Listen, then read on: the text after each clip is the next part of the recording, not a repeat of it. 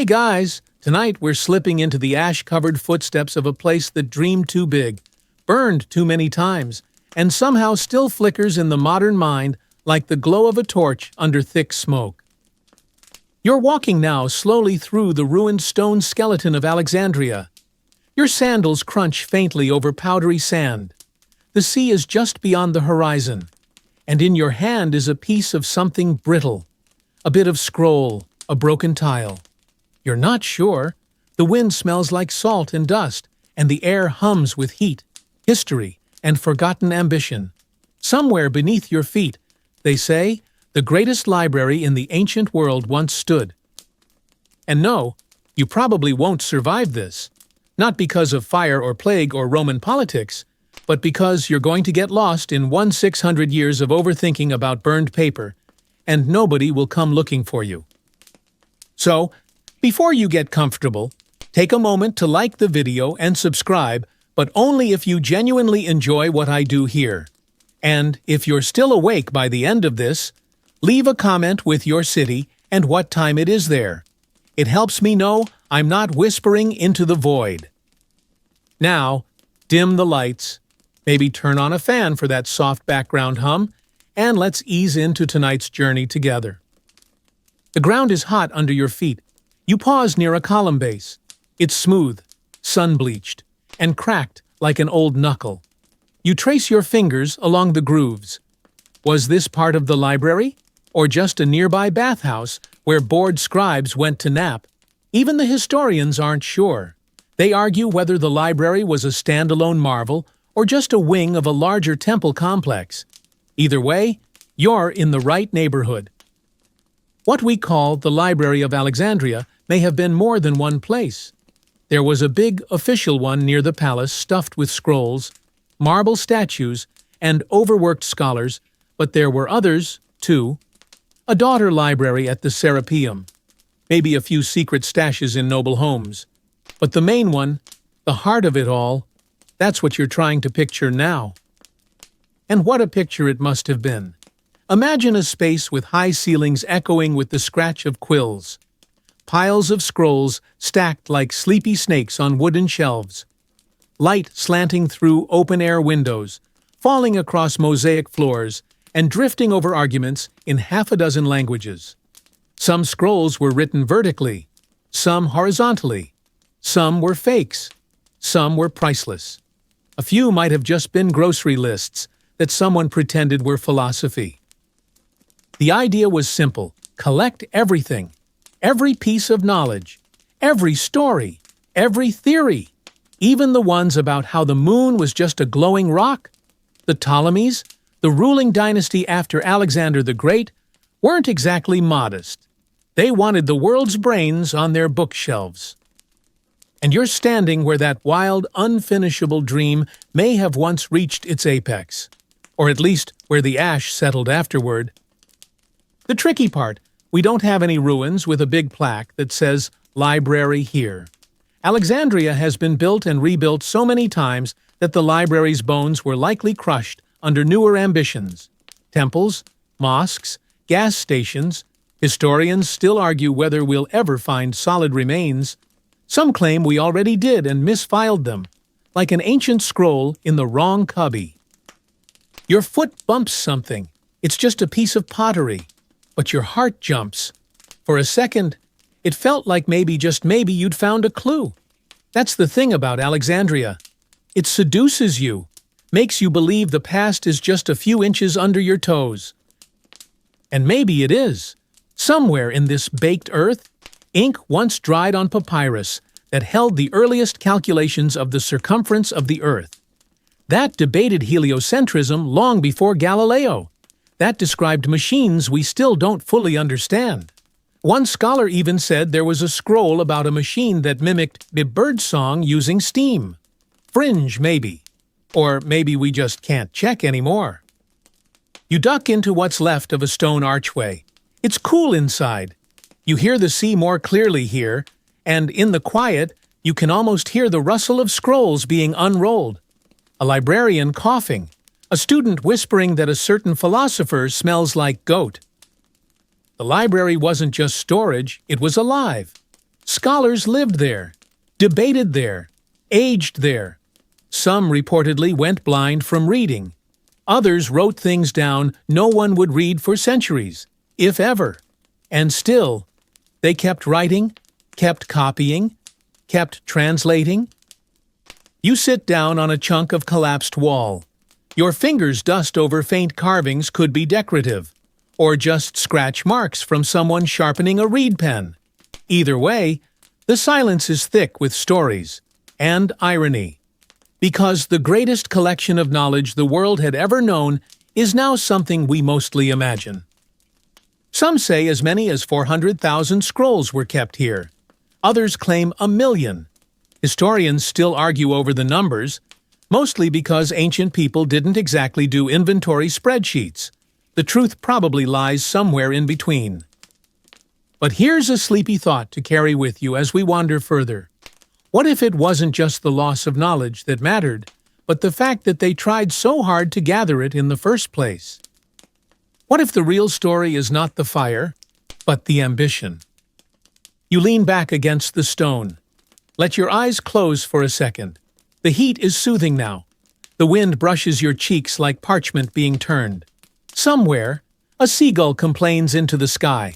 You're not sure if it's mourning the lost scrolls or just annoyed you didn't bring snacks. The sunlight shifts as you stand again, and for a moment, it's like you're stepping backwards in time. The sandstone grows smoother, the sea sounds farther away, and now you're not wandering dusty ruins, you're walking through polished colonnades, through a palace garden thick with incense and ambition. Welcome to Alexandria in its gleaming youth. The man behind the curtain here, Ptolemy I Soter, not a librarian, not a philosopher, a general, specifically, one of Alexander the Great's more bookish bodyguards who decided, after his boss inconveniently died, to carve out his own corner of the world and crown himself king of Egypt. You stroll through the fragrant corridors of his court lavender, roasted fish, ink, and you can hear the chatter of scholars being imported like exotic birds. Ptolemy had a wild idea. What if Egypt, already stuffed with temples and pyramids, also became the brain of the ancient world? So he did what any ancient ruler with delusions of grandeur and too much papyrus would do. He started a library, but not just any library. This one would aim to collect every scroll, every play, every medical theory, every badly translated myth from every language spoken around the Mediterranean. Forever. You know, casual. You peek around a stone corner and spot Demetrius of Phaleron, a former Athenian statesman who'd fallen out of favor back home. He's now Ptolemy's idea man for this whole book-hoarding project. He's waving his arms at some confused scribes, arguing about shelving methods and translation fees. Demetrius had been exiled, and like many exiles, he brought baggage.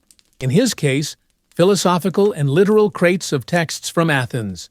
Ptolemy, meanwhile, saw this as an opportunity.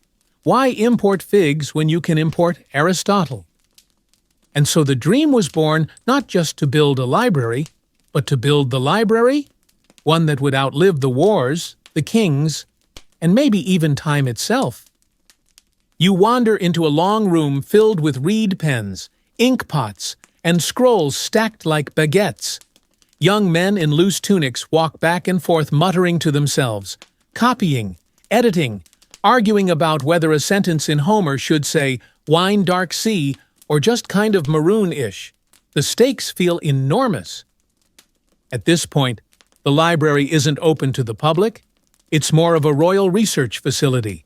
Part temple, part scriptorium, part elite club for nerds who smelled like wax and stayed up all night arguing about math.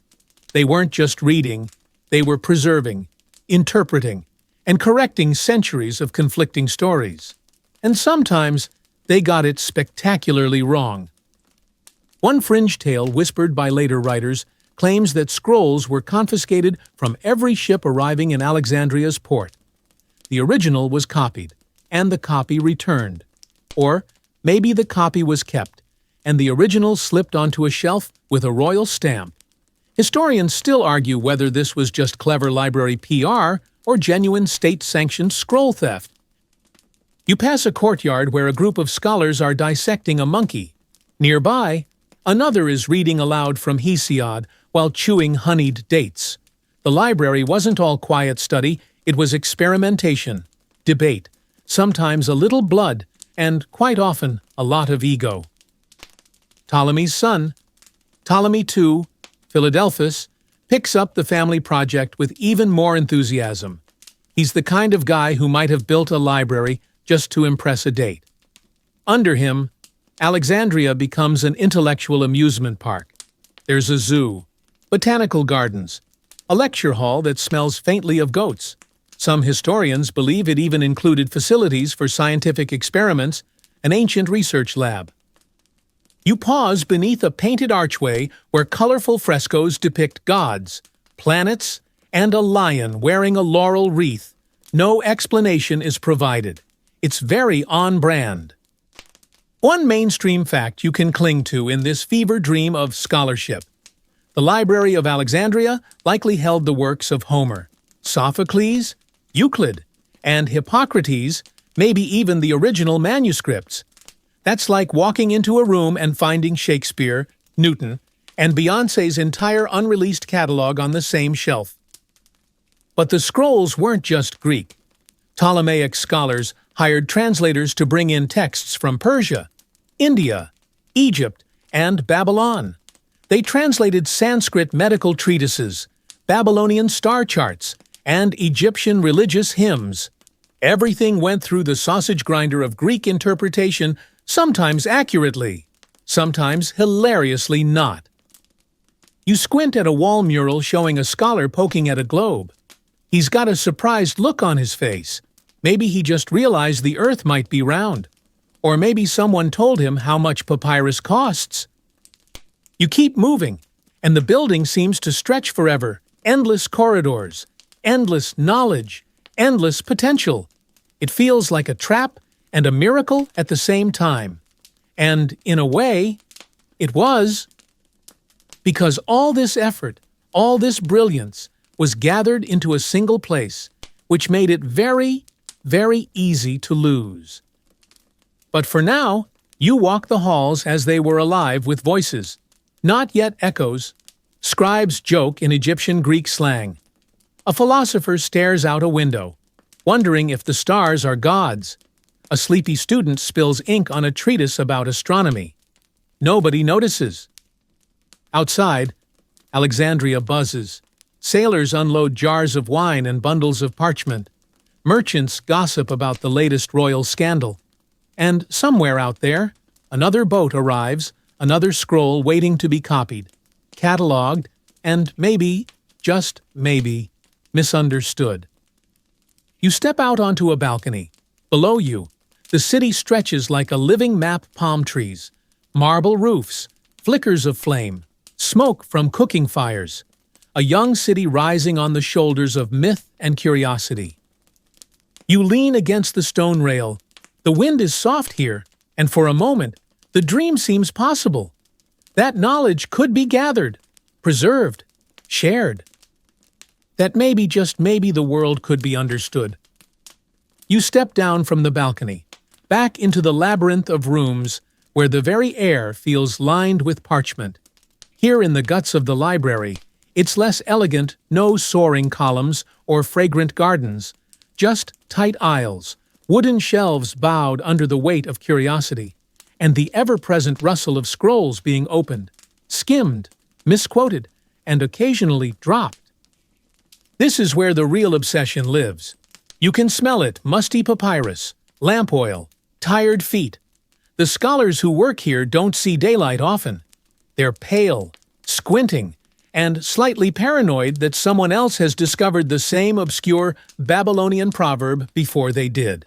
The pace is frantic, not sleepy, because knowledge here isn't just being read, it's being chased. Scroll fever is in full swing. The idea was simple: collect everything. The practice? Not so simple. Alexandria turned into a hoarding operation on a scale you can't quite wrap your sleepy brain around. You peek into a back room where crates of scrolls from India are being unpacked. No one's labeled them. Half are stuck together. A student is panicking gently in the corner. Ships docking in Alexandria's port were, by law, or just very firm suggestion, searched. Any texts found on board were taken to the library for inspection. Originals were copied. Often. The originals were never returned. It's like border control, but instead of checking your luggage for fruit, they're rifling through your bookshelves. And what a haul they got! Medical treatises, Egyptian dream manuals, Phoenician trade logs, Greek plays, obscure weather predictions, and one scroll that may or may not have been an ancient recipe for eel stew. Historians still argue whether this policy was an organized cultural conquest or just deeply academic kleptomania. You wander past a long work table where 5 scholars are arguing in low tones. One of them is waving a scroll like it's a sword. Another is asleep on a pile of unfinished translations. There's a bowl of olives no one's touched in days. The scene is both deeply inspiring and deeply unhygienic. You pause by a shelf marked Miscellaneous Myths. It's full of half-translated stories, gods turning into birds, people getting lost in underworlds, cities swallowed by sand. Some are familiar, others make no sense at all. One scroll just repeats the word fish in increasingly large handwriting. This feverish collecting had its casualties. Mistakes slipped in constantly. Texts were misattributed. Copies of copies made certain passages unreadable.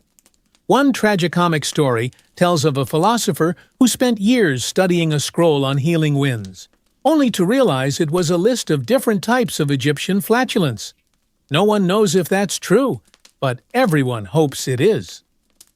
You turn a corner and find yourself in a room that feels older than the others. The walls are stone, but the shelves here are of a darker wood cedar. Maybe it smells faintly of sap. This is where they kept the rarities. The scrolls no one dared lend out, the ones written in dead dialects, the ones that seemed to hum with quiet menace when touched. You look at one with a label so faded it might just be wishful thinking.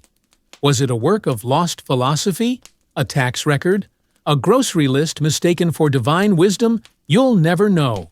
But someone, somewhere, believed it was worth preserving. A faint draft rustles the edge of a scroll, and you realize you're holding your breath, as if a whisper from 2,000 years ago might slip through the ink and into your ear. Just as likely, of course, that you'll sneeze from all the dust and ruin the moment. Still, you lean in closer. This wasn't just collecting. It was empire-building an empire of ideas. The Ptolemies weren't content with trade and temples. They wanted intellectual dominance. Owning the world's knowledge meant shaping the world's future. If you control the scrolls, you control what people think the past said. That's power, baby. Slow, dry, papyrus-scented power. And it wasn't just kings and scholars caught up in the fever. Copyists worked around the clock.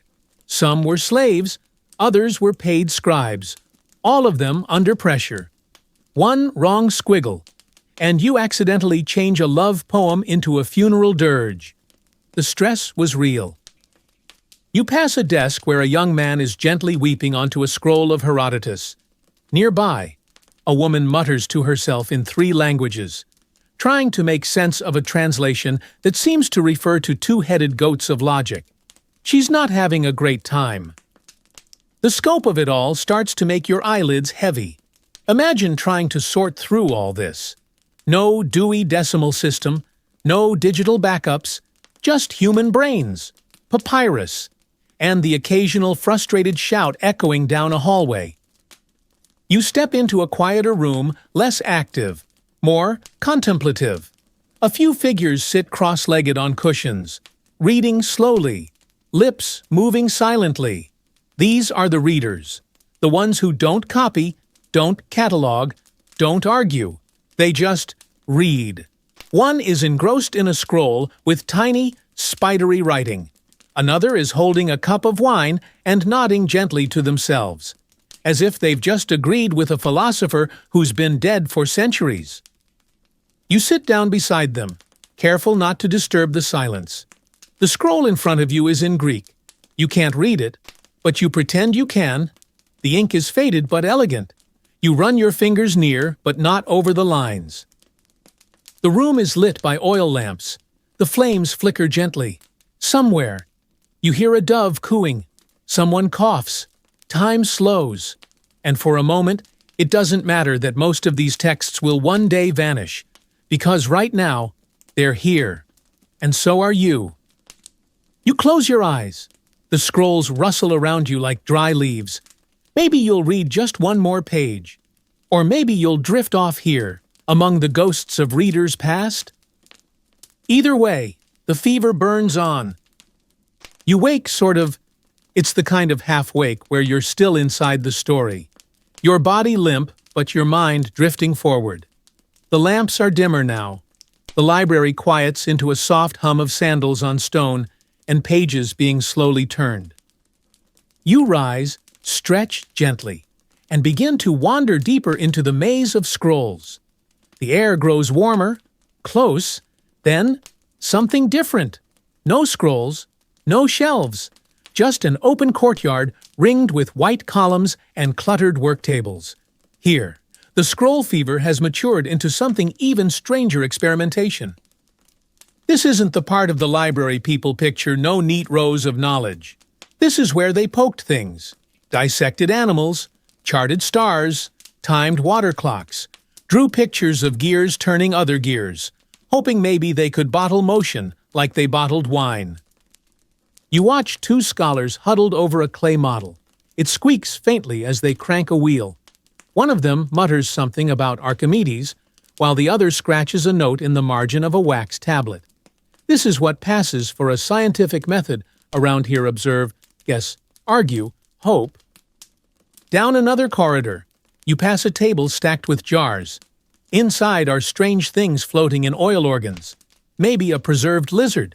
It's unclear, but someone clearly wanted to know what made creatures tick, and wasn't shy about slicing them open to find out.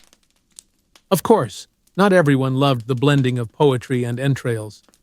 You peek into a more refined chamber, where a philosopher is loudly denouncing a new theory about atoms.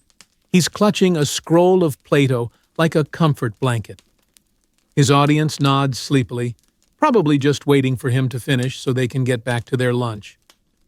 And yes, there is lunch. Someone passes by carrying a plate of dried figs and what might be cheese or just a very old piece of bread. There's a quiet luxury in how casually brilliance lives here alongside everyday chaos. Because here, under these vaulted ceilings, daily life pulses on. A student drops a scroll and groans. Another is practicing oratory into a bronze mirror. A scribe scratches his head, clearly stuck on a sentence that may have been confusing even in 300 BCE. Then there's Callimachus, the poet-librarian. You catch a glimpse of him stalking past a row of shelves, his robes fluttering, his face full of scholarly gloom. He's muttering to himself about people who don't appreciate the proper structure of an epic.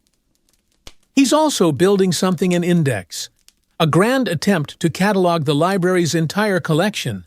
Hundreds of thousands of scrolls, sorted by author, subject, and opening line. No pressure. You follow him for a while, just listening. He pauses every few steps to scribble onto a wax tablet. Sometimes he scowls. Sometimes he sighs dramatically. He's brilliant and deeply tired, probably from arguing about punctuation with Theocritus again. Callimachus hated long poems. A big book, he once said, is a big evil. You imagine this makes him very popular at parties. And yet, despite the complaints, his indexing work becomes the prototype for every library catalog that would follow. Historians still argue whether it was complete or even legible, but it was ambitious and weirdly human, trying to bring order to an intellectual hurricane with just wax, ink, and righteous indignation. You step into another chamber round, dome-roofed, painted with stars. A few young astronomers are lying on their backs, pointing up at constellations and arguing about how many planets there are. They don't know you already know the answer. Lucky you! This room smells like oil and parchment. There's a stack of scrolls about weather patterns, and one scholar reading a list of lunar eclipses as if they're bedtime stories. Another is writing a treatise about why the Nile floods every year. His theory, something to do with underground wind gods, he's wrong, but he's so confident you kind of want to believe him. Meanwhile, in a back corner, someone's working on medicine. You catch a glimpse of a papyrus with notes about cataract surgery using sharpened bronze tools. The drawing makes your eyelid twitch. But hey, points for innovation. You pass a mural, a painted lion, mouth open in a silent roar, standing over a scroll. You don't know what it means. No one does. Probably something symbolic. Or maybe the artist just liked lions. One fringe tidbit, whispered like a half-remembered joke, is that the library once had a room filled only with jokes. Actual comedic texts, plays, witticisms, satirical poems. Most of them are lost, of course, which is the least funny thing of all. But you can almost hear the laughter light, echoing off marble walls. Even ancient scholars needed a break from metaphysics. You step back into the main hall. The sun is lower now. The scrolls seem to hum with quiet purpose. People still work, still argue, still dream. The library is a body, a creature of knowledge and dust and ink, and every scholar here is one of its cells, pulsing, contributing, replacing themselves slowly as the years pass. You find a corner, sit, and just breathe. The marble is cool against your back. The hum of voices fades to a soothing murmur, and somewhere behind your closed eyelids, the idea of knowledge continues to grow, like a flame in a lantern that hasn't flickered out yet. You rise slowly, stretching the stiffness from your limbs. Somewhere nearby, a bell chimes not for time, but for tea, or at least the ancient version of it, a break from ink stains and eye strain. You step into another part of the library complex, one that smells slightly of dust and desperate organization. This, you realize, is the records room, not the scrolls themselves. Those live in neat chaos elsewhere, but the part where people try to manage the scrolls, track them, label them, argue about them, lose them, and, of course, relabel them incorrectly for fun. Welcome to the ever-growing problem of indexing 1,000,000 scrolls without a filing cabinet in sight. You trail a tired-looking man who's attempting to categorize Egyptian agricultural treatises under seasonal philosophy. He's almost certainly wrong. He also looks like he hasn't slept since the last solstice.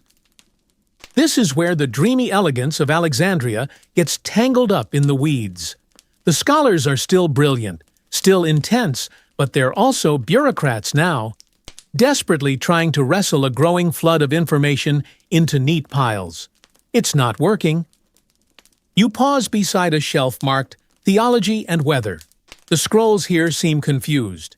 One claims Poseidon controls the monsoon. Another argues it's a god with the head of a fish and the legs of a goat. Another is just a prayer for dry socks. No one agrees, and no one wants to delete anything. This is a library, after all. Historians still argue whether these scrolls were ever truly organized. Some think Callimachus's Pinax, the first true catalog, was wildly sophisticated, even anticipating the concept of metadata. Others suggest it was a charming disaster, helpful only if you happened to be Callimachus himself and had no plans to explain it to anyone else. But the lack of clear systems didn't stop the scrolls from pouring in. From Athens, Babylon, India, Carthage, even as far as Gaul and Persia. Every ship, every market, every traveling scholar became a potential source. If it was written down, The Alexandrians wanted it. And with it came contradictions. You're now reading through a shelf of origin myths. One scroll claims humans came from clay. Another says we were sneezed out by a sky giant. A third posits that we're just dried sea foam that got ideas. And in this room, all three are treated as equally valid and worth preserving. The result? A beautiful mess, a literary soup pot, a written Tower of Babel where every voice, every contradiction was invited in, copied carefully, and shelved next to a scroll that politely disagreed. This inclusivity, this openness to everything made the library magnificent, and also very hard to navigate. You step into a shadowy alcove. There's a mural here, cracked with age. It shows a circle of gods debating over a glowing scroll in the center. Some point angrily. Others laugh. One has clearly just walked out. The mural feels oddly self-aware, like the artists knew what they were part of a place that tried to collect the world's stories, even when the stories didn't get along. And yet, this chaotic dream didn't last forever. In the distance, outside the library walls, something darker brews. You hear the clamor of carts, the murmur of soldiers, the shift in energy when empires start eyeing one another's sandcastles. But inside the library, that noise hasn't quite arrived. Yet, you continue wandering, now past a shelf marked miscellaneous, always a favorite. One scroll is a horoscope from Babylon, written for a merchant who wanted to know if buying a second camel was wise. Another is a poem shaped like a fish. Another, a list of banned flute songs from a tiny Greek island. No one threw anything away. Somewhere, a scribe drops a scroll and swears softly in Coptic. Another claps her hands together and yells, found it in such a way that half the room startles. You don't find out what she found, but she immediately hides it under her cloak. So you assume it was juicy? You slip into a quieter hallway, where a small statue of Thoth, the ibis-headed god of writing, stands in the corner. He's chipped, but still watching. Someone placed a tiny reed pen in his hand. Whether as reverence or a joke, it's hard to say. You look up, and above you is a painted ceiling filled with constellations. The scholars here believed that understanding the stars helped you understand the gods, and the gods helped you understand yourself. And if that didn't work, maybe writing it all down would eventually make sense of it. That's the promise of this place. Not certainty, but accumulation. You pass a scroll labeled Theories on Sleep. You stop, raise an eyebrow. It contains advice on diet, moonlight, and something about goat's milk and figs. But the most interesting part, a note scribbled in the margin, in a different hand, that simply reads, "None of this works." You nod in solidarity. Even back then, people struggled to sleep, and somewhere in the swirl of scrolls and gods and ancient metadata, they were trying to figure it all out, trying to understand why the world is the way it is, and why our brains won't shut up at night. You find a bench and sit. The light here is golden. The smell of old ink and cedar swirls gently through the air. You hear a scholar humming. The rhythm is calming, almost like a lullaby written in a language nobody speaks anymore. And so, as the sun begins to sink outside the tall windows, and the chaos of categorization continues behind you, you close your eyes for a moment and imagine you're a part of it. One voice in the world's most ambitious conversation. The light has shifted again. This time it's darker, not the mellow gold of late afternoon, but the coppery orange that means something is burning. You step outside the cool hush of the scroll rooms, drawn by the crackle of distant flames. There's shouting, somewhere beyond the stone walls. Confused, hurried, scared. It's not chaos yet, but it's getting there. You're standing near the harbor now. The air smells of smoke, salt, and something else, charred wood, maybe parchment. A Roman fleet floats just offshore. Torches flicker on the decks. Down at the docks, barrels are being overturned. There's yelling in Latin. Welcome to one of the most infamous moments in library lore, the supposed burning of the Library of Alexandria. Or at least one of the burnings, or possibly not a burning at all. Historians still argue whether it ever actually happened this way. But in the version you're witnessing now, the culprit is Julius Caesar. It's 48 BCE. Caesar, in town for a little light civil war and some Cleopatra-related business, finds himself cornered in the royal quarter. To escape, he orders the docks to be set ablaze. The fire spreads, possibly to the warehouses, possibly to the scrolls, possibly not at all. No one agrees. You walk the edges of the flames. The warehouse roofs are catching. People run past you, arms full of baskets, crates, bundles wrapped in cloth. Some look like scrolls, some just look like lunch. It's hard to say who knows what they're saving. And here's where the ambiguity really kicks in. Ancient sources mention the fire. They mention destruction, but they don't mention the library building itself. At least not clearly. Did it burn? Did a portion of the collection stored in warehouses near the harbor go up in smoke? Or was the real library somewhere else entirely? Untouched. You watch as ash drifts down from the sky like dry snow. The flames are mesmerizing, but the scrolls are mostly silent. No one is wailing about lost Homer or missing Aristotle. Just smoke, soldiers, and civilians doing damage control. There's a strange fringe account, whispered centuries later, that the library's staff had advance warning and hid the most precious scrolls in the basement of a nearby temple. Another version claims a eunuch librarian ran down the harbor steps with an armful of texts and flung them into the sea to save them from the flames. Were any of these stories true? Probably not, but you kind of hope they were. You walk through the smoke, stepping over fallen timber and shattered tiles.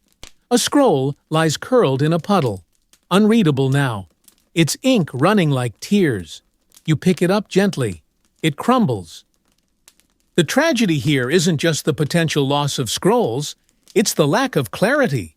A slow erosion of facts into myth, of details into dust. There may have been dozens of fires over centuries, or just a few badly timed ones that got blamed for everything. After Caesar, Alexandria survives, thrives, even the city recovers. Cleopatra, brilliant and bold, keeps the intellectual flame burning for a while longer. But the library, that's harder to say. You pass a surviving column, scorched near the top. Someone has carved a message in Greek, "Time devours its own children." You stare at it a long while. The library may have survived this first fire, or partial fire, or non-fire, but the seed of destruction had been planted. Fire, you realize, isn't just a flame. It's also a metaphor for political instability, for cultural shifts, for the slow forgetting that happens when no one rewrites the scrolls before they rot. You walk now through the smoky skeleton of the city, past temples and schools, past silent statues with blackened cheeks. Alexandria is resilient, but the knowledge it guards is fragile. Inside a small reading chamber, miraculously untouched, two scholars are arguing, loudly. One claims the scrolls were never here to begin with. The other insists half the world's knowledge just went up in smoke. Neither knows for sure. You sit between them and nod, pretending you understand both sides. Later, much later, a Roman philosopher named Seneca would casually mention that 40,000 books were lost in Alexandria during Caesar's time. But again, he might be guessing, or quoting someone else, or just trying to sound poetic. What survives isn't the scrolls, it's the idea of loss.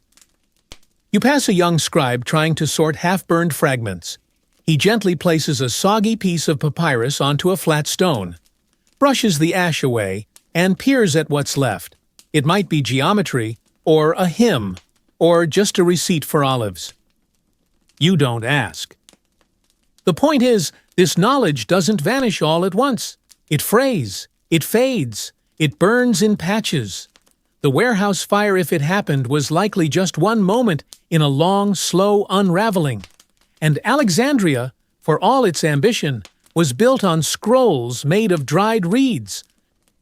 You find a quiet wall and lean against it. The stone is warm from the sun, though the smoke has turned the sky a soft gray. The city feels hushed now, not destroyed but singed, changed. And somewhere, deep below the street level, in a sealed room no one ever found again, you imagine a few scrolls might still rest safe, silent, waiting for eyes that never came. It's a comforting lie, but a beautiful one. You blink away the smoke, the sound of crackling fire fades, and for a moment, Alexandria is silent, not gone, but reassembling itself. Time skips ahead like a scratched record, and when you open your eyes again, it's centuries later.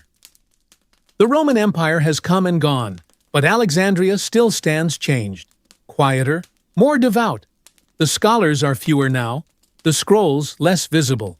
You're standing at the steps of the Serapeum, the temple of Serapis, where the library's so-called daughter collection once lived. It's quieter here, more solemn. The temple rises out of the dust like a forgotten thought.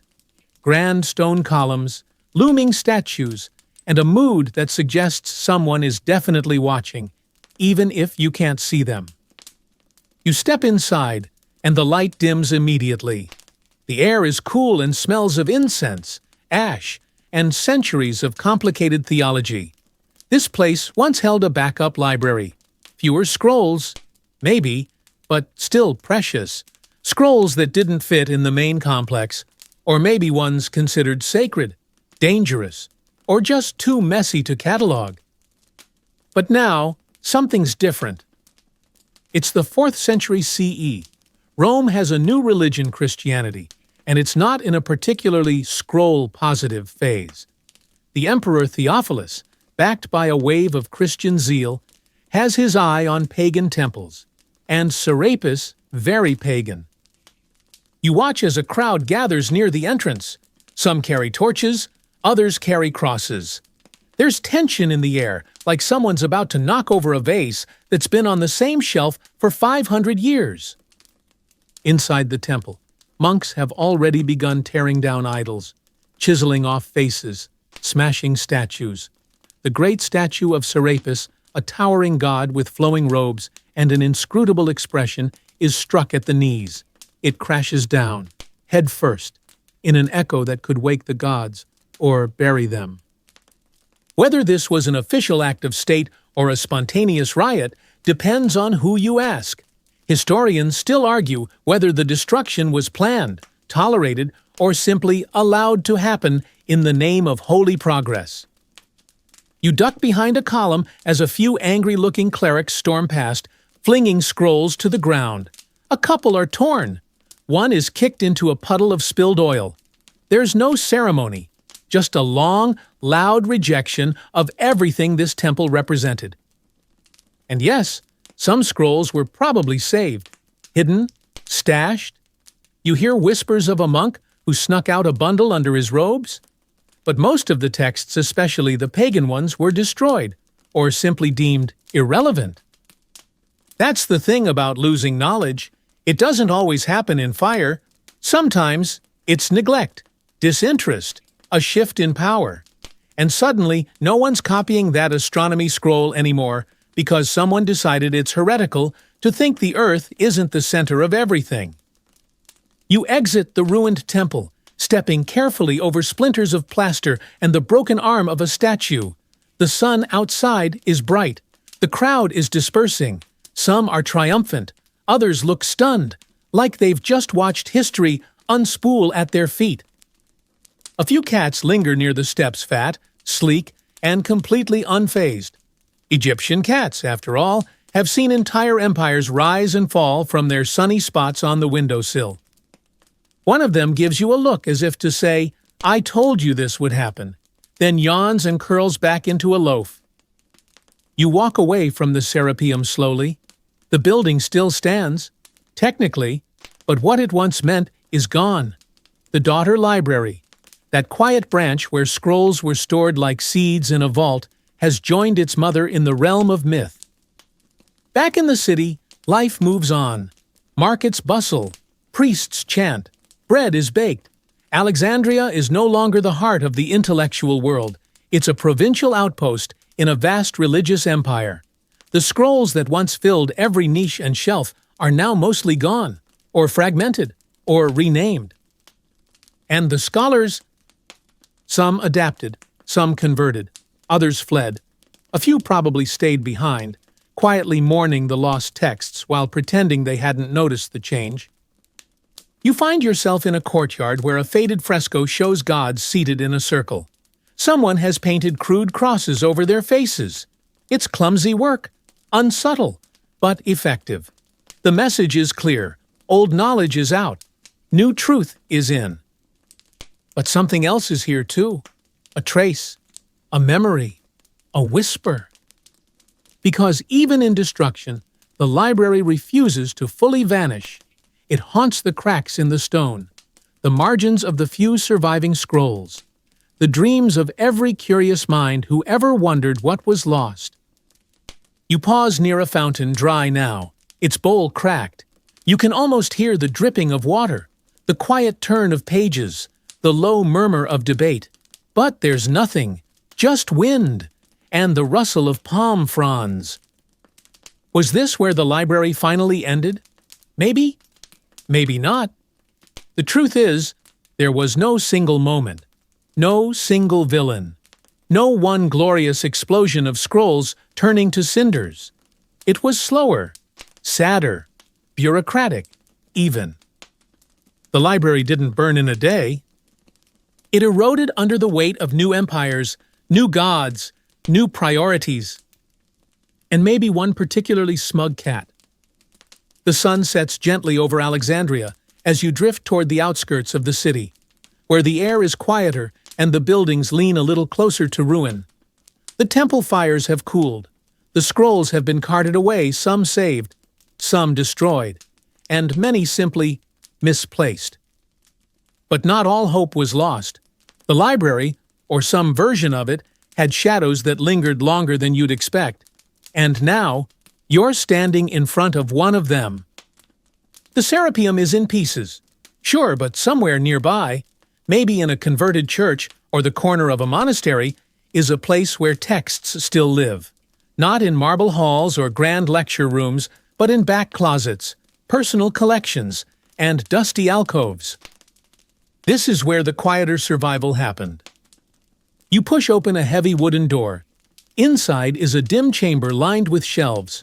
Not the towering, majestic stacks of the Royal Library, but narrow, crooked things that groan under the weight of papyrus, leather-bound books, and wax tablets stacked with uncertain care. You've entered what might generously be called the forgotten daughter of the Library of Alexandria. It smells of mildew and lamp smoke. The air is thick, not with ideas exactly, but with memory. A single scribe works in the corner, copying a text by flickering lamplight. You move closer. It's a Greek commentary on medicine, but the margin notes are in early Coptic, the scribe's own editions. One part references how a treatment for sore throats also wards off curses. Double duty. You nod in appreciation. Efficiency never goes out of style. Here's the thing. This library isn't famous. It's not royal, or rich, or even organized. But it exists, because even when power shifts and temples fall, the urge to preserve knowledge doesn't vanish. It just relocates. It adapts. The scholar here doesn't notice you or pretends not to. He's focused, bent low, occasionally blowing gently across the ink to dry it. He dips his reed pen into a small inkwell made from a broken statue's hand. History is resourceful. On a nearby shelf, you notice scrolls with spines cracked open like dry bark. Some are ancient, perhaps saved from earlier fires. Others are newer, translations of translations, copies of works already distorted by time. But they all live here together. Packed tightly like refugees in a sanctuary no one really admits is sacred. And you realize the library was never just a building. It was an idea. One that refuses to lie down and die, even if all that's left of it is a monk with a hunchback and a lifetime supply of patience. You spot a scroll labeled "Simply on the Movement of Shadows." It looks dull, like someone got very excited about the sun and never stopped writing about it. But inside might be notes on early astronomy, architecture, or timekeeping. Or maybe it's just a very poetic description of standing still. You'll never know unless you read it. And even then, maybe not. One particularly tattered roll has no title. It's bundled in faded red cloth. You open it gingerly. The first line reads, "To be remembered is to live again."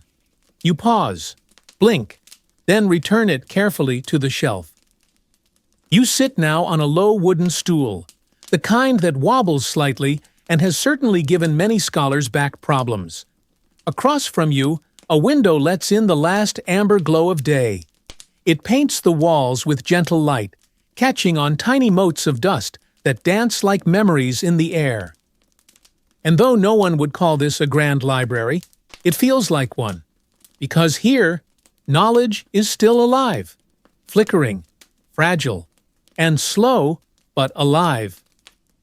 You close your eyes for a moment and think about the people who carried scrolls through fire, who copied texts by candlelight while empires fell outside their windows, who hid books in jars, who translated Plato into Arabic, into Latin, into Old French, into you.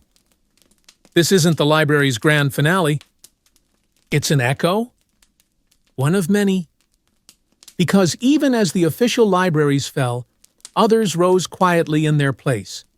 Personal collections, scriptoriums, hidden rooms behind sanctuaries, homes where old people told young people stories and called them truth. You step outside again into the cooler night. The city has changed. No longer Hellenistic, no longer Roman, not quite fully Christian, but still Alexandria, still full of corners where wisdom hides in shadow and dust. Somewhere down a side street, you hear someone reciting a verse from memory. It's probably mangled. Half of it might be made up, but the rhythm is right. The cadence still lingers, and the story survives, sort of. You pass a wall where someone has scrawled in charcoal "Ask" and "Keep asking." It's not a quote from Aristotle, probably just a tired student, but it feels right. You wander now, slowly, back through the narrow alleys of the city. Cats watch you from windowsills. A baker wipes his hands on his apron. Somewhere, in a quiet room, a scholar hums to himself while correcting a text about medicinal herbs. You catch the word for cinnamon. And the library? It's still here, just not how you thought. Not a building, a rhythm. Not a collection, a compulsion. To write, to preserve, to read, to remember. The sky above Alexandria darkens into ink. The moon hangs like a pearl, quietly watching as you drift further from the city center. It's quieter now, less shouting, less crumbling grandeur. The chaos of emperors and torches fades into background noise. You're following ideas, not armies. Time shifts again. Not forward, but sideways. Because while Alexandria's flames flickered, another city had begun to glow. You're heading east now into Baghdad, sometime around the 9th century.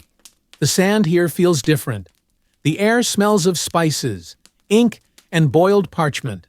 The streets murmur in Arabic. You've arrived at the House of Wisdom. It's not a library in the way you've come to expect. It's more like a scholarly bazaar, a translation center, a think tank, a mathematical playground with scrolls instead of camels.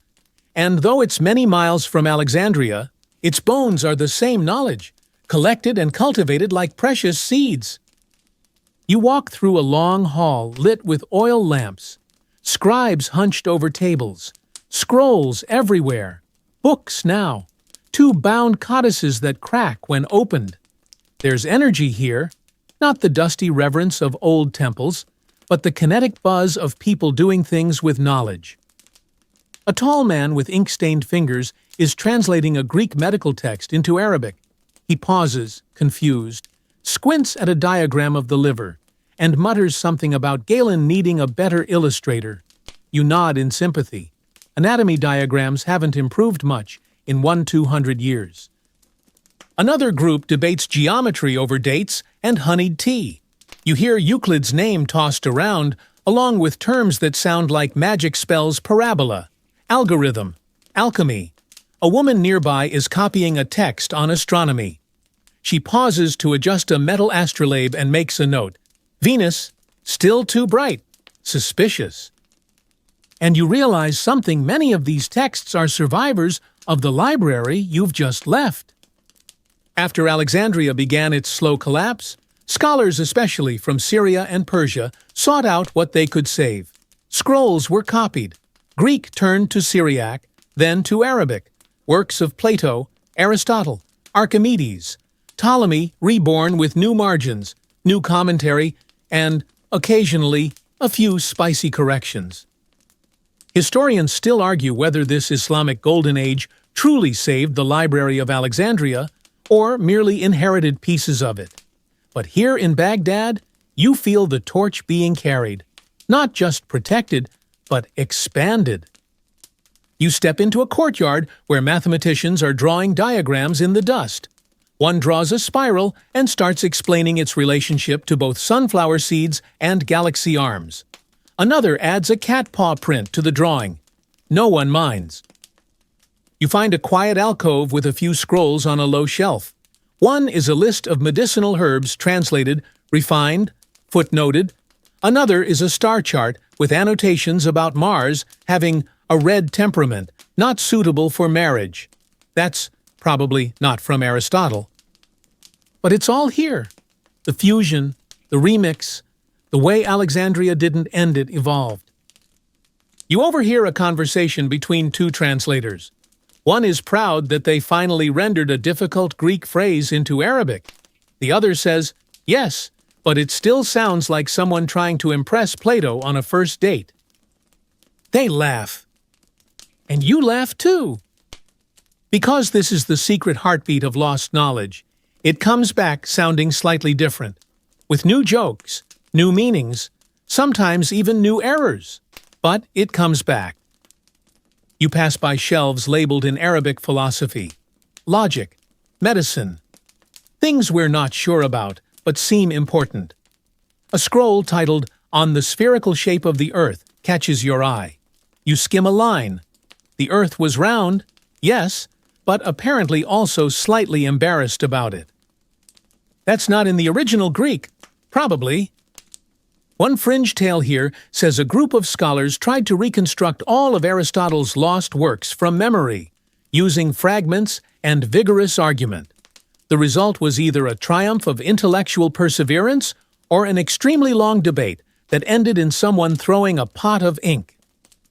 You can picture it both ways. But even as knowledge blooms here in Baghdad, there's a quiet anxiety. Mongol armies are still centuries away, but no city, no idea is immune to the tides of history. Still, for now, the House of Wisdom glows like a lighthouse. You sit by a fountain in the center courtyard. The water flows gently. Somewhere nearby, someone is reciting a poem about astronomy, mixing metaphors of love and lunar cycles. You don't catch every word, but the cadence soothes you. And you think again of the Library of Alexandria not as a place, but as a pulse, a current of curiosity that flowed east, wore new names, learned new languages, and kept going. The scrolls may have burned, but the ideas found new hands.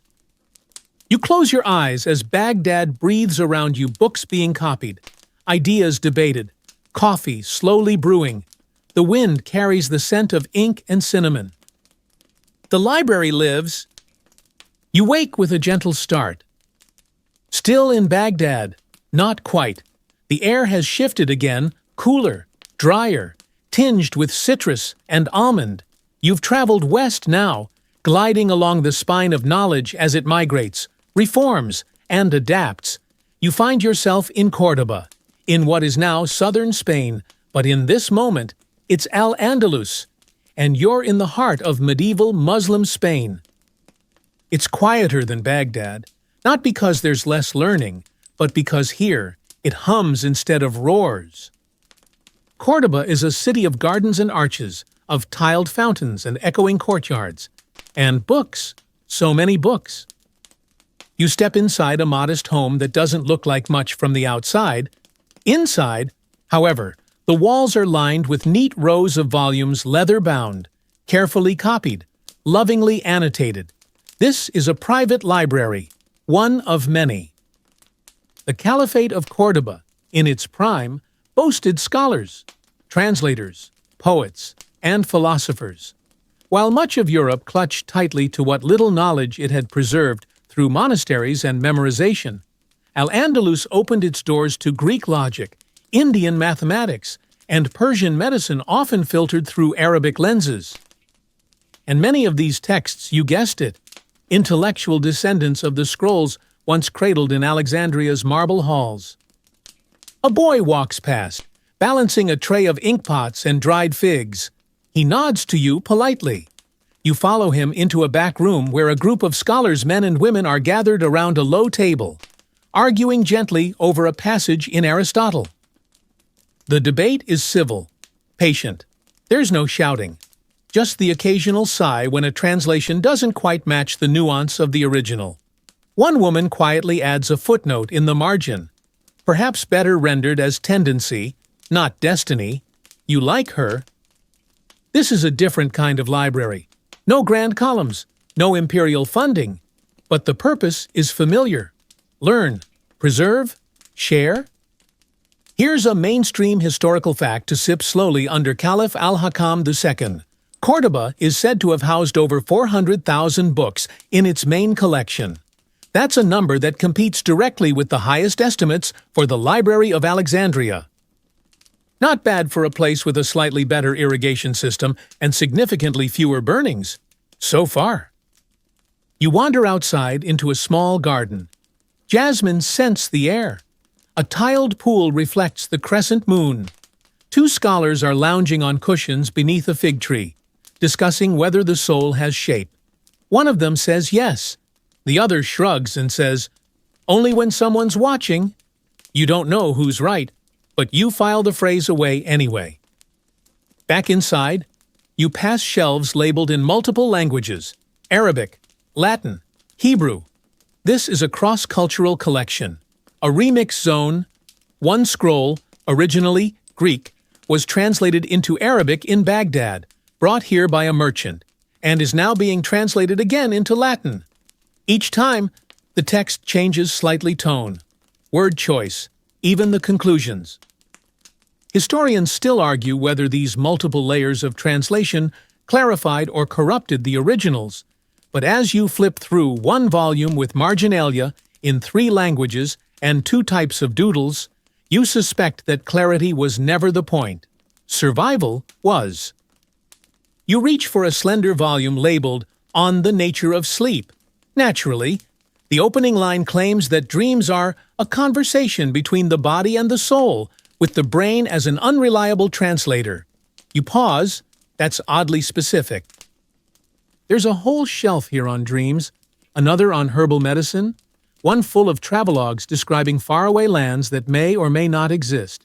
You smile. Even in the age of maps, curiosity refuses to draw inside the lines. You find a nook with a single chair, worn smooth. You sit. The window beside you looks out over the city's rooftops, where distant lamps flicker like stars. The room is warm, filled with the gentle rustling of parchment and the soft clink of inkwells. This is not Alexandria, not exactly, but it's a branch of the same tree, rooted differently, blooming in new soil, but bearing fruit that smells familiar. You think again of those who carried the scrolls, or at least the ideas of them, across deserts and overseas, of scholars who argued by moonlight, of translators who wrestled with verbs for weeks, of readers who scribbled in margins things like, "I think this philosopher is lonely." The library didn't just survive, it adapted. And the people who preserved it weren't always kings or priests. Often, they were just very tired people with good handwriting and a stubborn belief that knowledge was worth the effort. You close your eyes for a moment. In the silence, you hear a page turn, a quill tap, a laugh from another room. Maybe someone just found a joke in Galen, or misread it as one. It's peaceful here, not sleepy, restful, like the mind after a long, meandering conversation, the kind that doesn't solve anything, but makes the room feel warmer. You stand again, outside. The night deepens. The cats of Cordoba patrol the walls. The scent of baked bread drifts from somewhere nearby. And inside this quiet home, the soul of a long-lost library keeps breathing, page by page, person by person. You leave Cordoba in the quiet hours before dawn, slipping through streets still glowing faintly from lamp oil and starlight. The dream of Alexandria hums behind your ribs like a remembered song, faint but persistent. But you're not heading forward in time, not yet. Instead, history pulls you sideways again, back across the sea, over the crumbling heart of a continent where the echoes of ancient scrolls have grown faint. You're in medieval Europe now, where the library has become a whisper. You arrive in a stone monastery somewhere in the Alps. It's cold, really cold. Your breath fogs in the air. The stone walls weep with moisture, and yet, inside, there's light, dim candlelight. Yes, but still light. And books, carefully bound, hand-copied books.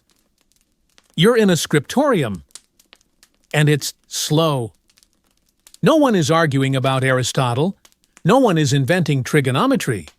One monk is just very quietly copying the same sentence about the virtue of cabbage over and over again. Possibly for health reasons, possibly because he's half asleep. Welcome to the age of preservation. This is where knowledge hibernated.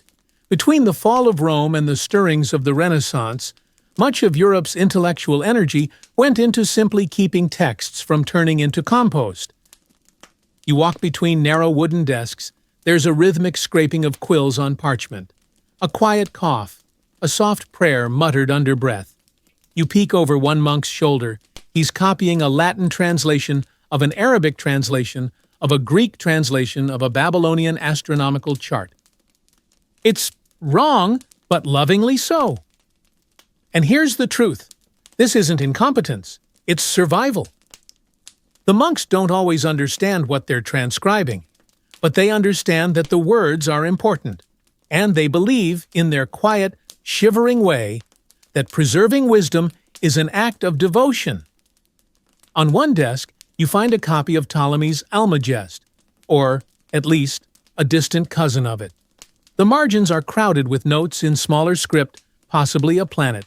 Ask Brother Lucian, and, charmingly, this diagram makes no sense. You smile.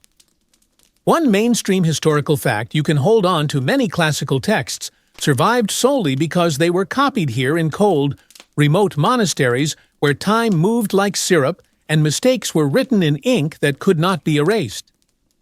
And there were mistakes. Some texts got truncated, others merged accidentally with commentaries. Occasionally, monks added their own musings, which later readers mistook for ancient truth. A famous example, a note from a tired scribe that read, "The weather today is terrible," which someone later footnoted as a possible interpretation of divine wrath. Historians still argue whether these monastic copies are trustworthy records or heavily edited impressions, but either way, they are records, imperfect as they may be. You pass a doorway and hear snoring. One monk is asleep in the chapel, a scroll tucked under his chin like a pillow. You decide not to wake him. He's clearly had a long night of fighting with verb tenses. Outside the scriptorium, the world feels very far away. The Roman roads are mostly gone.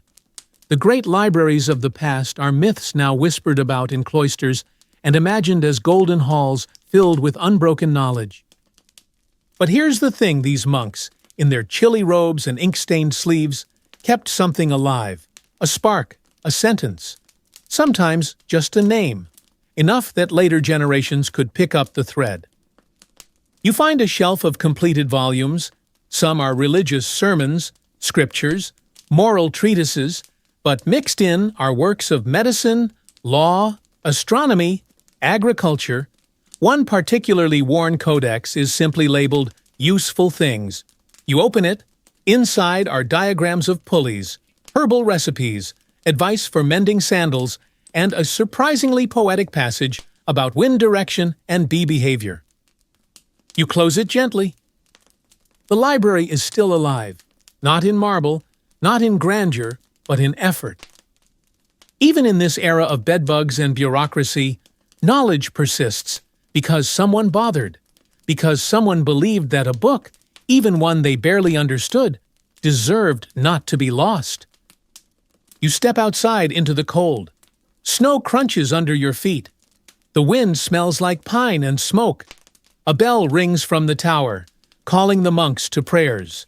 One passes you, his face pink with cold, cradling a wrapped volume like it's a loaf of bread. The library lives on here, in frostbitten corners of the world where devotion isn't loud, but constant. And as you follow the snowy path down from the monastery, you think again of Alexandria, not as a city, not even as a building, but as an idea traveling in disguise, sometimes as a scroll, sometimes a whisper, sometimes as a single sentence in a language almost no one reads anymore. Still breathing, still being copied, still waiting. You descend from the snowy monastery, and time shifts again, not in a jolt, but in a long, slow breath. The centuries unspool beneath your feet like a tapestry, and when they settle, you find yourself under warm skies once more. Now you're in Italy, not ancient Italy, not quite Renaissance Italy either. You're in that delicious in-between, where the air smells of wax, ink, and roasted chestnuts. The 13th century is limping into the 14th, and something is stirring in the libraries of southern Europe. You're standing in a small stone cloister on the edge of a city, maybe Naples, maybe Palermo. In the courtyard, students lounge like lizards, sun-drunk and elbow-deep in borrowed books. The building isn't grand, but it has a name you recognize: a scriptorium scholarium or a scholar's library. And inside, a miracle of patience and almonds? You walk through the front arch and are greeted by an unexpected scent. Sweet, buttery, toasted. There's a tray of almonds roasting near a low fire. Apparently, it keeps the scribes from falling asleep. You make a mental note. The library here isn't vast, but it's organized, well, mostly. Someone's made a half-hearted attempt at shelving by subject. One section labeled Philosophia contains both Aristotle and what appears to be a cookbook for goat. You're used to this by now. But what makes this place different isn't the size of the collection. It's the energy. The revival is here. Slowly, tentatively, like a cat deciding whether to sit on your lap. Scholars in this part of the world, especially in Muslim-controlled Sicily and Spain, have begun translating Arabic texts into Latin.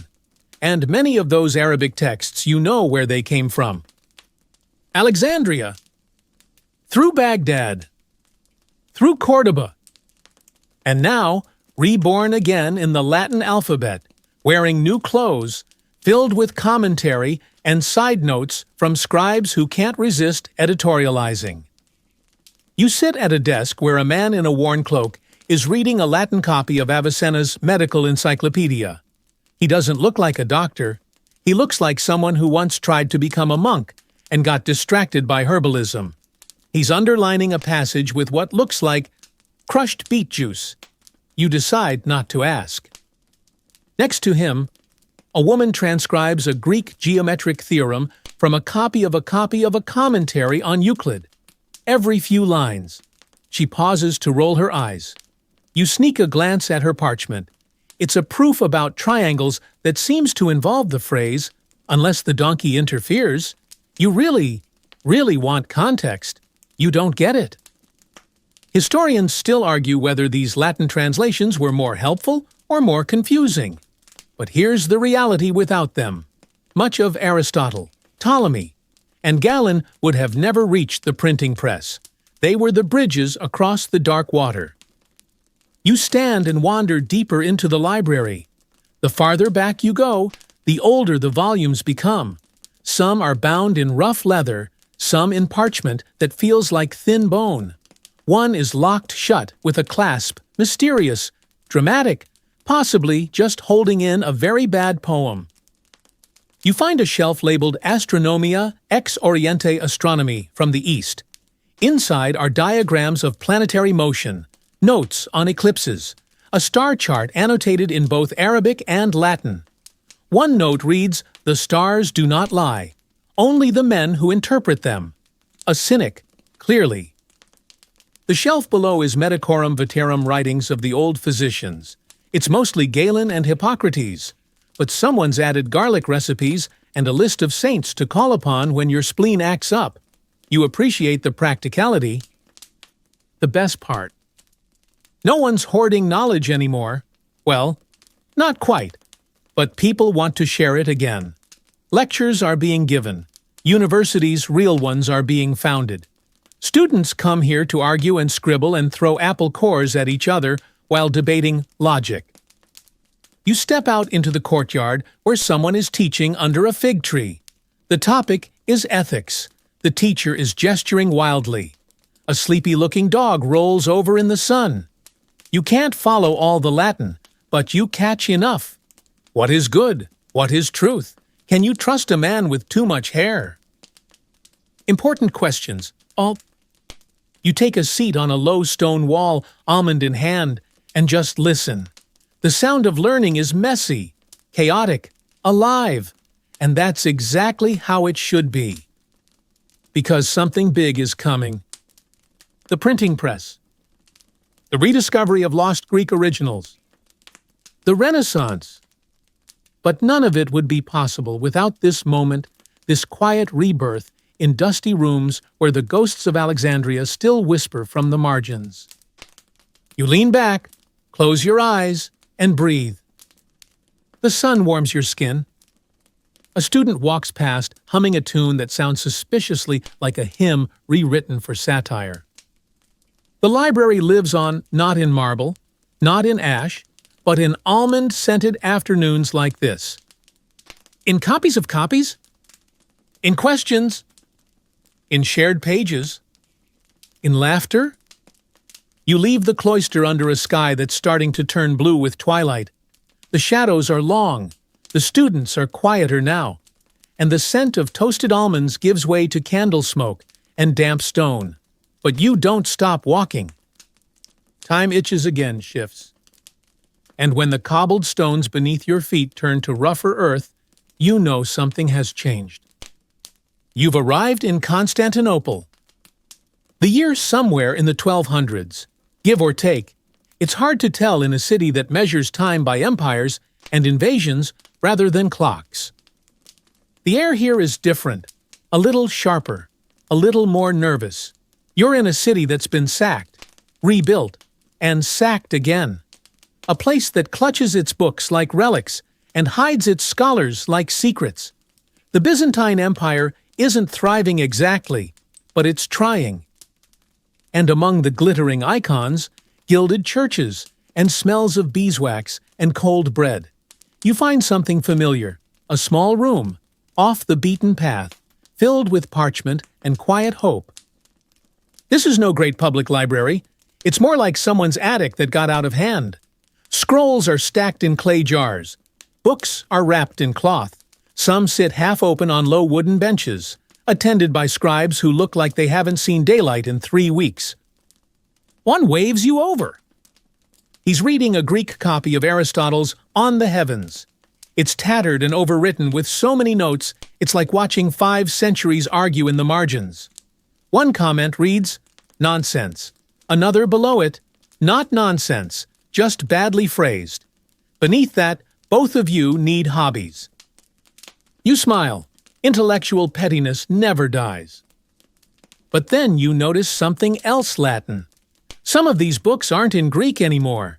They've been retranslated, repackaged, and in some cases, outright stolen. Because not long ago, the Crusaders arrived. And they did not come for the books.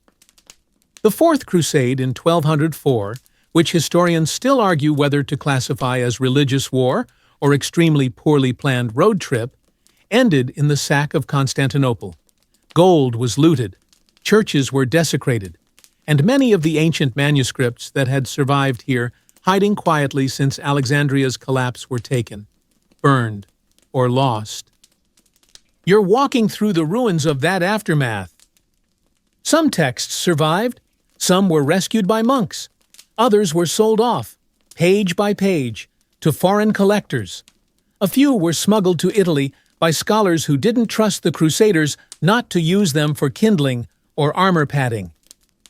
You pass a scroll that's been sewn into the lining of a coat, another tucked into a hollowed-out icon. Desperate measures. But what else can you do when ideas are in danger of becoming ash? One fringe tale tells of a scribe who memorized entire books and recited them aloud for years, waiting for someone to write them down again.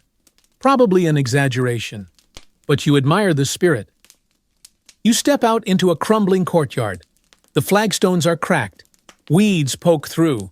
But there's a tree in the center, a stubborn, wind-blown thing still clinging to life. A few scrolls lie in a basket beneath it. You pick one up. It's in bad shape. Mold has claimed half the text. But you can still read the opening in darkness. We preserve the light.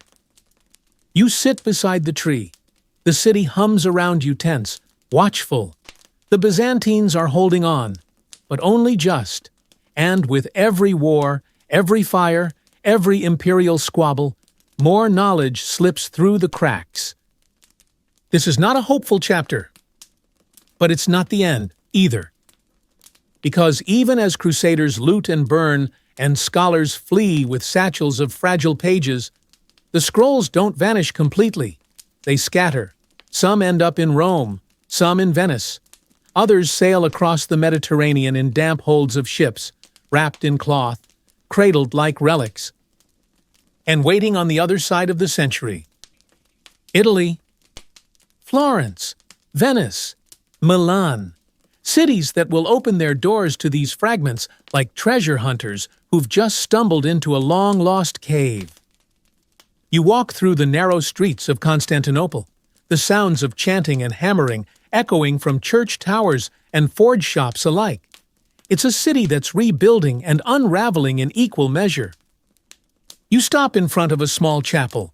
Inside, a candle flickers beside a copy of Plato's Republic, written in tight Greek script, covered in wax stains and prayers. It sits not on a scholar's desk, but on the altar. Even in places where reason has been draped in faith, the texts remain, revered, misunderstood, protected. The fire didn't get them all. Not yet. And not forever. You close your eyes. Somewhere in the distance, bells ring. A cat brushes past your ankle, and a scribe murmurs a line in Greek you don't fully understand, but somehow you know what it means. We remember, we rebuild, we rewrite. And so the library lives. Still, you drift again, as you always do, pulled gently forward by time's tide, not so much walking now as floating, like a scrap of parchment carried on warm currents. The world has changed. You land in Italy, and this time you feel it. The streets are brighter, the buildings taller, the whispers louder. It's the 15th century. The Renaissance is blooming like ink on fresh vellum. You're in Florence. Everywhere you look, someone is painting a ceiling, carving a statue, arguing about perspective. The city hums not with war or religion, but art, science, humanism. It's as if the entire place has just taken a very deep breath after a very long nap. And in the middle of it all, quietly reborn from centuries of ruin, is the idea that started in Alexandria. You walk through the doors of a brand new library, clean, orderly, filled with light. It's Lorenzo de' Medici's pet project, the Laurentian Library. Books now, not scrolls, stacked on wooden lecterns, bound in fine leather, each one a patient descendant of a lineage that's passed through a dozen languages and just as many fires. The first thing you notice, they know what they have. Titles, authors, categories written clearly, cataloged. You see names like Plato, Aristotle, Euclid, Galen, but also Avicenna, Averroes, Al-Farabi. The Islamic philosophers who preserved and expanded upon Greek thought are finally getting their due well. Sometimes. You pause beside a shelf labeled De Anima on the Soul. There are at least 3 versions. One in Latin, one copied from an Arabic commentary, one with footnotes arguing whether the soul is a sphere, a flame, or just a particularly disciplined breeze. Historians still argue whether Renaissance scholars truly understood the texts they rediscovered, or if they just used them as decorative launchpads for their own theories. You suspect both. But you don't care. Because look, there it is again. That spark? You pass a young man scribbling furiously into a notebook. He looks underfed and overcaffeinated. He's copying out passages from Cicero and occasionally muttering in Latin between bites of cheese. He might be a genius. He's definitely annoying. Elsewhere, 2 artists are sketching a model of the human body, referencing both ancient anatomy texts and their own, very brave friend who has agreed to lie still for a suspiciously long time. One of them pauses to ask, "Did the Greeks mention spleens this lumpy?" No one answers. You wander into a lecture hall, less of a hall, really, and more of a small study with too many chairs. A professor in a pointed hat is ranting about the virtues of Aristotle over Plato, while a student doodles a rude caricature of him in the margins of the Ethics. On a nearby table is a worn volume with a label that simply reads, Fragmenta Alexandrina. Your heart skips. Inside, faded ink, passages that once lived in the Library of Alexandria, perhaps copied in Baghdad, translated in Toledo, hidden in a Venetian cellar, now here, in Florence, whispering to a new world. A line catches your eye. All things will be remembered, if only once more written. You sit with that. The printing press is coming. Soon, books will no longer need to be copied by hand. Knowledge will multiply. Ideas will travel faster than ships. But for now, this is still a world of ink and vellum, of wax seals and whispered debates. And what a beautiful in-between it is. You walk through the library's long nave. Every step echoes. The light from the high windows falls like warm parchment across the tiled floor. A monk reads beside a merchant. A student recites Ovid to himself. A librarian hums while sorting a stack of newly copied manuscripts. The dream of Alexandria has finally grown legs again, not just in libraries, but in minds. You step outside. The sun is soft on your face. Across the square, someone is arguing about Copernicus. Down the street, a baker is reading a printed pamphlet on algebra between selling loaves. You can smell rosemary and ink in the breeze. You smile. It took 1,000 years. But the library is back. Not as one place, not as one building, but as 1,000 each page, each person, each printing press a flicker of the flame that Alexandria once lit.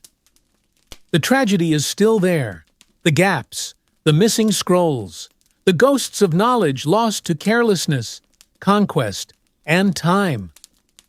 But here, now, you also feel the hope. A student walks past you carrying a stack of books, barely balanced. One falls, you pick it up. The cover is blank. Inside, a single quote, "Truth returns if you give it paper." And you believe it. You linger in Florence a little longer, watching the last glow of day stretch like gold leaf across rooftops, and letting the murmur of reborn knowledge settle under your skin. But then the wind shifts, and with it, the century. Now, you're not walking through stone libraries or candlelit scriptoriums. You're floating again. Forward, forward, until the smell of ink changes becomes sharper, less smoky, more industrial. You land in the middle of a clattering print shop. The year is 1530, maybe 1540. It doesn't really matter. What matters is this: the printing press is in full swing, and for the first time in history, the written word is moving faster than rumor. Around you, men in aprons ink wooden blocks and press pages like they're stamping tickets to immortality. Books no longer take months to copy. They take hours. The rhythm of the press, thump, click, roll, sounds like a heartbeat. You pass rows of drying pages, and on them Galen, Plato, Euclid, Avicenna, but also poets, pamphleteers, cookbooks, anatomy charts, and one slightly scandalous text titled, "On the Improper Geometry of Angels." You don't ask. The Library of Alexandria never had this power. It never could. It hoarded knowledge like treasure. But this spreads it like pollen. Sticky, wild, impossible to control. And not just in Europe. You trace the journey eastward through Ottoman libraries, Persian courts, Mughal scriptoriums, where ancient texts were still lovingly copied, translated, preserved. You glimpse a scholar in Istanbul holding a weathered Greek scroll beside its elegant Arabic twin, debating aloud with no one in particular which version is truer. He doesn't find an answer. He copies both. You watch Jesuit priests sailing to China with trunks full of Latin texts and an awkward attitude. Some are welcomed, others ignored. But the books, some stay, some get read, some become something new. Meanwhile, back in Europe, a librarian in Prague is assembling a massive index of all the known books in the world. It's already outdated by the time he finishes it. Information is no longer a quiet pool, it's a tidal wave. You pass through libraries now not of scrolls, but of shelves, the Bodleian, the Escorial, the Bibliothèque Nationale, grand, reverent places with marble stairs and ceiling frescoes and catalogues the size of tree trunks. The people inside whisper not out of fear, but respect. And on one of those shelves, a page, a translation, a fragment of a work that was once shelved anonymously, quietly, among the million in Alexandria, a single surviving breath. You touch the paper. It's cold and new, but the ideas are ancient. Historians still argue whether we've truly found anything of the original library. Some say fragments survived in the works of later thinkers. Others claim we've merely recreated what we think they knew. But that's the beautiful part. We keep trying. Even now, in the 21st century, we dig, we digitize, we restore papyri with AI, we translate fragments from burnt scrolls excavated in Herculaneum using X-ray beams. Yes, X-ray beams. Alexandria would be so jealous. You walk into a sleek room glowing with screens. You see Google Books, JS Tor, online archives, scanned manuscripts from Cairo, Kyoto, Buenos Aires, Oxford, entire libraries, copied not by hand, not by press, but by light. And yet, even now, with all this, we still don't have everything. There are questions lost, names forgotten, poems erased, theories that never got a second draft. And yet, the story lives. Because we retell it. You're in a room now, your room, maybe, or someone else's, a cozy one, with a soft fan humming, a mug of tea going cold on the nightstand. A single lamp illuminates your face as you scroll, or read, or watch. And somehow, this is Alexandria, too. Because you are the reader. You are the library. You are the one listening, remembering, dreaming the old dream of a world where everything worth knowing could be saved. And maybe not all at once, and not perfectly, but slowly, kindly, it is. You're still now. The journey is over, but the quiet hum of it lingers, like the fading warmth of a candle just blown out. You let yourself settle into the softness of your pillow, the gentle hush of your room. The world beyond your walls grows distant, as if padded in wool. Even time, so restless a few moments ago, seems to have curled up and gone still beside you. The library is no longer a place of columns or fire or scrolls. It's become something quieter, simpler. A breath between thoughts. A story remembered halfway through a dream. A name you almost recognize, drifting just out of reach. Let it drift. You've walked through centuries tonight, followed ink trails across continents, watched empires crumble, and whispered along with philosophers who wrote by lamplight, not knowing if anyone would ever read their words again. But you did. You carried the flame forward. And now, with your body growing heavier, your thoughts gentler, it's okay to let the story fade into that soft space between memory and sleep. Maybe the library still exists somewhere in a forgotten basement, in a sealed jar beneath the Nile, or just in the breath of someone remembering a poem in the dark. Or maybe it's here, in you, in this quiet, in this last moment before dreams. So let your mind rest. Let the pages close. Let the silence unfold around you like parchment. You've done enough thinking for one night. The Library of Alexandria has waited centuries. It can wait until morning.